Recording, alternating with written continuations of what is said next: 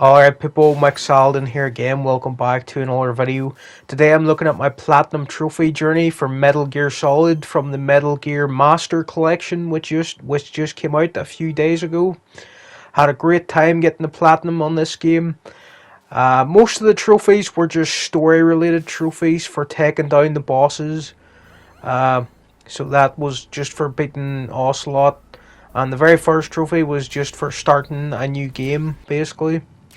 I'm going to leave in the footage of this fight because I was quite proud of it. This is the M1 tank, the first encounter with Raven. But you're fighting the two gunners instead of Raven, while he sort of just hides in the tank.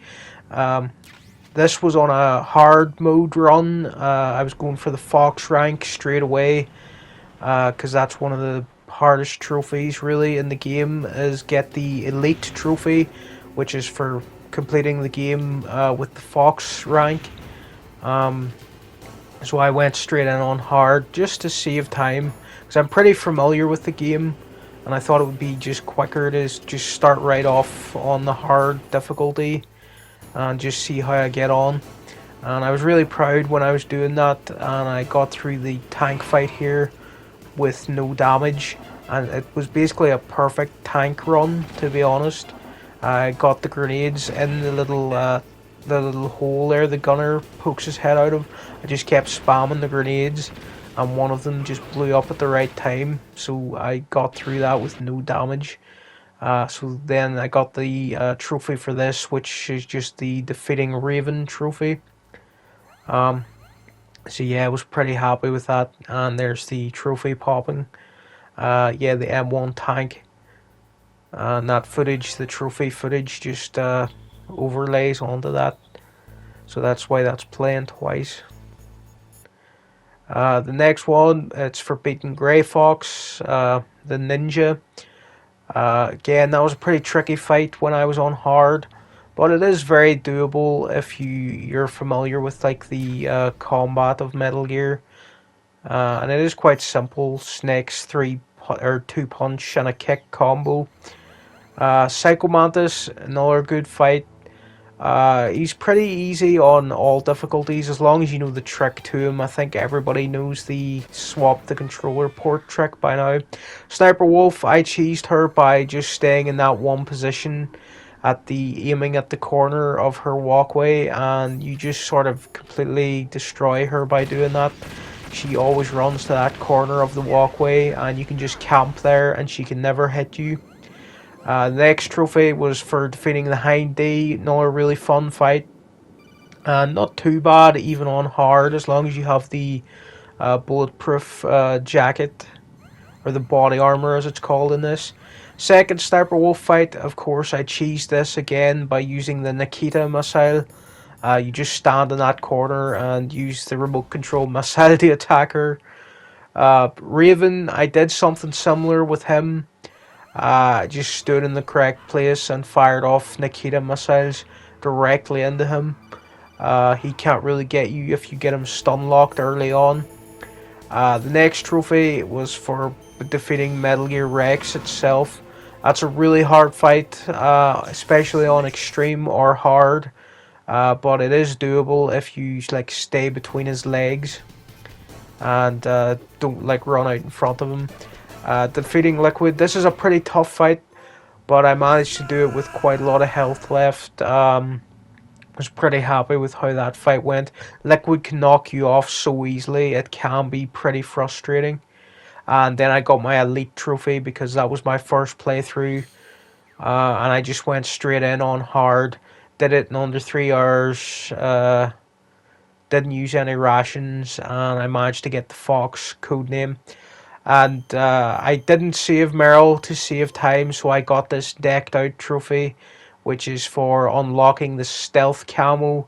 You get that if you get the Otacon ending. After that, you needed to have this cover to cover trophy, which is for reading the screenplay book. I didn't really have time to do that, so of course I just skipped through everything just to get the trophy. But I am actually interested in going back and reading a lot of that stuff, to be honest.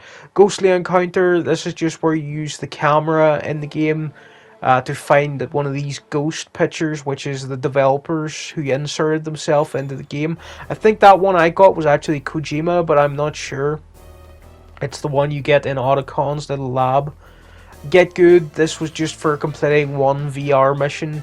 I'm gonna leave in quite a few little clips from the VR missions because I thought they were quite entertaining, and I just wanted to give people a little idea of some of the strange stuff you had to do, like getting good with grenades. This was kind of like it was throwing me off for quite a while. I just couldn't get the correct place to place any of these grenades.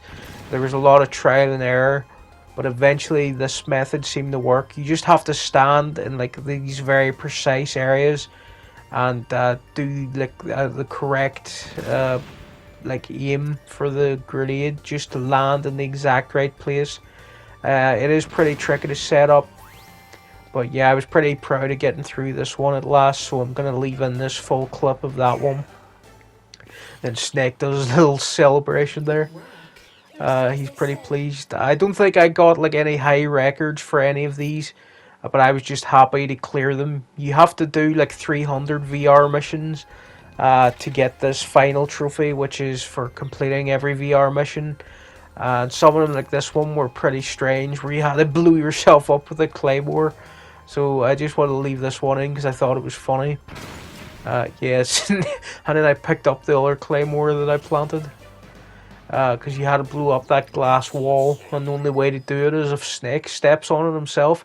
I actually got first place there, so maybe I was wrong. I did break a few records. This one, another grenade throwing one. You have to raise these pillars by making an explosive happen next to them. But it was really, really difficult to orchestrate. Because I wasn't using a guide when I was doing this. I thought I would just go in and trial and error it. Just to make it feel more authentic that I earned this trophy through my own hard work. Sometimes if I'm really, really stuck, I will look up a guide. But I was enjoying most of these VR missions. They weren't like MGS2 where they felt just absolute insanity to try to do. These ones felt a bit more fair. And yeah, I left this one in because it was another one of these grenade throwing ones that took me a little while to get correct. And yeah, I just managed to get third place with that one. This next VR mission, this was the one where you had to plant C4 on this guard, blow him up with some more C4, and then when he's in the air, blow him up again so you can take out this camera. I just thought that was a really creative one. It took me ages to remember that you could plant C4 on guards. It's not something you really need to do at any other point. It is something they should have put in the main game, to be honest. At some point, I know Campbell's like, okay, Snake, you're going to have to plant C4 on that guard. It's the only way to get through here. And it would have been good if they implemented some of these mechanics into the main game. This one, it was pretty funny. It took me ages to orchestrate throwing that guy down that hole. But I'm leaving this clip in because that one, it was stumping me for a while. I knew what I had to do, I just couldn't get the angle to throw him in. And I was just really happy when I finally got that one done. This was really funny. You just have to do Snake's little punch kick combo and make sure that you get these guys in the center of these square cubes. So you're sort of scoring goals with these guards you're knocking off. Whoever designed these VR missions, they were pretty funny, whoever they were. I don't know if Kojima was responsible for every single VR mission. It probably was his team at the time. We're just messing around, having fun. This Stinger missile mission, you just had to take out all these objects. They're just called UFOs in the game. And you had to take them out before they touched Snake. And it was just really funny that so many of them were coming towards me. And then I don't remember if I ever looked this up as a kid. But I just had no memory of this big giant UFO actually coming in these VR missions. And I was just laughing so hard when this happened. Because I was like, what is going on? I don't remember a boss fight against a UFO in these VR missions. But anyway, you just spam the Stinger missile on him, and it goes down pretty funny. Uh, some of them are meant to be just more of a bit of fun rather than a really hard challenge. But some of them are really tricky. But there are plenty of ones that are just there to make you laugh as well, to keep you from burning out. Like this one where you're fighting this giant guard, trying to stop him getting to Meryl. This is a pretty obvious Godzilla reference, or a kaiju monster, Japanese monster movie reference. Which all these kaiju movies from Japan, they always feature like a giant monster destroying cities and everything. It was just really hilarious that you had to take this guy down with the Stinger missile. He does take a while to put down. Uh, Takes a lot more shots than you would be expecting. But yeah, he's pretty easy because he's so slow. But you just have to make sure you're aiming at the right body part. Sometimes you have to get him in the head. Sometimes you have to take out his legs. And sometimes you have to hit him right in the chest. But yeah, that was another funny one I left in. I think you have to do one where there's two of those guys chasing towards you. But yeah, after that, practice makes perfect. I finally did all the VR missions. Um, so I was really happy when I got that done. It took a long time. There were 300 of them. But yeah, the platinum was mine. That was the last thing I had to do.